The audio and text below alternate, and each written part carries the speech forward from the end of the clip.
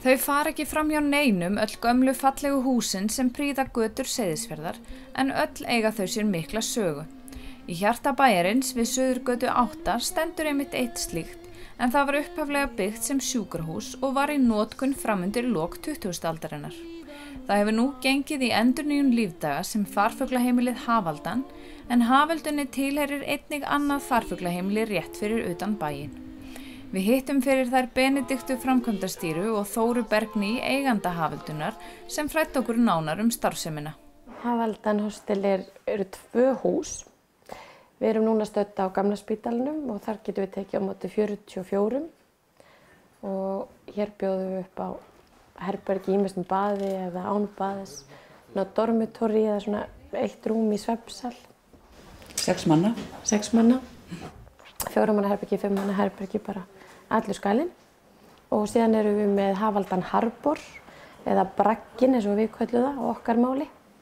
Og þar erum við með 7 herbergi sem eru án baðs og fólk bókar sig bara á hvorum staðnum fyrir sig eins og þeim hentar. Saga Haföldunar nokkuð löng en það 43 ár síðan að Þóra hóf rekstur þá í Bragganum sama ár og norræna hóf ferðir til Seyðisfjarðar. Á þessum tíma voru farfuglaheimili ekki mjög þekkt fyrirbæri. Og svo fór ég að nota þetta, það þegar ferðamannaumferðin jókst, þá fór ég að nota Gamla spítalann. Það voru hérna einhverjir gamlir kallar sem byggu hérna, þannig að þeir voru bara með í byggsinu.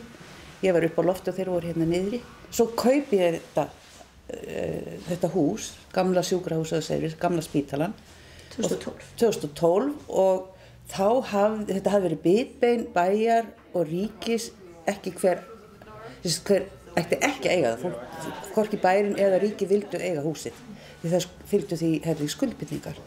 Sú saga endaði með því að ríkið gaf með húsinu ákveðna peningar sem voru notaðir í að gera nýja glugga í það og ég tek við í því ástandi og held áfram og geri það því sem það í dag með miklum breytingum, tilfæringum og skemmtilegum kostnaði. Þóra segir að ýmislegt hafi þurft að gera fyrir húsið, til að mynda hafi það allt verið asbestklætt innan og þá klæðningu hafi þurft að losna við. Einnig hafi þurft að færa húsið að ákveðnu leyti til upprunalegs horfs en leið gera það að nútímalegum gististað. Við breyttum 2 stærstu sjúkrastofunum í annars vegar kvennastofun og karlastofun í borðstofu og eldhús. Og svo var sett vaskarinn og öll herbergi, það var búin til baðastaða og síðasta sem við gerðum var að grafa út kjallarann og búa þar til eins konar spa með gufubaði og sturtum og slíkt. Og þetta bara eiginlega komið í hótelstandard en farfuglaheimili. Þetta heimili fólks þegar kemur að byrja. Húsið byggt undir lok 19. aldarinnar og því orðið ansi samofið lífi Seyðfirðinga eins og Þóra útskýrir. Langafi minn var ráðsmaður hérna á spítalanum og svo afi minn og nú ég eins konar ráðsmaður eða umsjónar aðili allavega hana. Og þetta hús svo þrungið og fullt af sögu og tengist lífi allra Seyðfirðinga. Hérna náttúrulega fæddist fólk og dó. Ég fæddist son minn hérna, amma mín dó hérna og þetta svo fullt af sögu þetta hús. Og mér finnst einhvern veginn ég eiga það ekki. Mér var bara falið það stundarsakir. Húsin 2 sem tilheyra Haföldunni ólík en hafa hvort sinn sjarma. Annað á grónum reit inn í miðjum bæ en hitt við sjóinn aðeins fyrir utan bæinn. Bragginn á sér ekki alveg af langa sögu og Gamli spítalinn en áhugaverða þó. Húsið sem sagt byggt. Það smá áhaldið hvort það 62-3, ég held að sé byggt 63 og þá vantaði þess að staðin til síldarstelpurnar. Af því planið hérna Hafaldan var hérna fyrir neðan og Óli Óskars, athafnamaðurinn, hann skálmaði hér í næsta hús, mældi út svona skrefa, mældi 1 herbyggi og sagði þetta alveg passlega herbyggi og svo lét hann bara byggja þetta hús hér, þetta fullt af 9 fermetra herbyggjum, það sem hærra til lofts, þar sett hann í 6 stelpur í hvert herbyggi, það voru 3 hæðir af kojum og 1 vaskur. Og svona bara allt fullt að gera á planinu og stelpurnar alveg svona líka ánægðar þegar að vera að koma hingað í svona pílagríma heimsóknir að skoða staðinn þess að bjuggu áttu þessi indælisumur í síldinni. Og þetta 3 grindar hús og þyljað innan með rússneskum birkikrossviði sem hann hefur fengið í skiptum fyrir síld, hann Óli Óskars. Og það sér ekki á honum, það er ekki svona að þrífa hann, hann einhvern veginn hrindi frá sér og er óskaplega hlýr og fín. Á þessum tíma þá eru bara, gömul hús eru svo lítið smetin á Seyðisfirði. Þau voru meira til vandræða en hitt. Þannig að fólk var að kaupa hér eins og Hótel Snæfell á sínum tíma var keypt á 5 kall, þú veist, húsið af því að það er mikil skuldbinding að taka að sig gamalt hús. Og það er fyrst núna þessi seinna ár sem þetta er orðin viðurkennd verðmæti, en ekki til vandræða.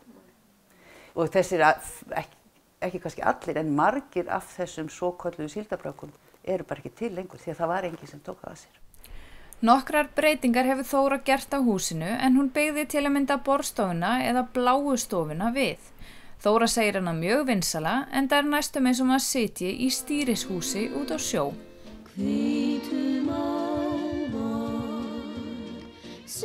Seyðisfjörður er náttúrulega orðin bara áfangastæður og örugglega svona einn sem vinsælast á Austurlandi. Þannig að ég held að Norræna hefur auðvitað sitt að segja og hér fyllist allt á miðvikudagskvöldum áður en að Norræna siglir á 50-dagsmorgni eða 50-dagshádegi. Þannig að það hefur sitt að segja en það er bara fullt að gera. Fólk vill koma til Seyðisfjarðar. Og hér er líka bara einhvern veginn, er allt í svo miklum ljóma. Það eru góði veitingastæðir og við finnum það alveg á umsögnunum, þú veist, fyrir hostelið að það er ekki síður bærinn sem er að slá í gegn. Þannig að fólk bara á einhvern veginn svona heildar upplifun á staðnum. Já, þá er hingað. Já. Það kemur ekki bara rúllandi í gegn af því að það er á leiðin eitthvað. Það kemur hingað af því að vill koma hingað. Já. Nú viljum við auðvitað bara fara að laða að fólk sem vil búa á Seyðisfirði. Því að hér er líka mikið líf á veturna og það er alltaf að bætast í svona ungt fjölskyldufólk sem er að koma á staðinn. Þannig að ég held að nú er það ekki síður það sem við viljum fara að sjá hérna í bænum. Já, markaðssetja bæinn fyrir fjölskyldufólk og bara fara að byggja. Já, við erum komin á kortið held ég alveg sem ferðamannastaður. Ég held við þurfum bara núna að ertu eitthvað að hugsa að flytja þig? Kannski eftir þetta. Nei, það er voða margir sem koma hingað sem hérna myndi ég vilja búa. Það er ekki bara einn og einn servitringur, það er bara mjög algengt að maður heitir geti keypt hérna hús. Já. Og þau eru bara uppseld, gömlu húsin sem voru þyrnir í augum margra fyrir svona 20 árum, þau eru bara uppseld og því miður ekki hægt að byggja fleiri gömul hús en það er hægt að byggja ný hús. Já.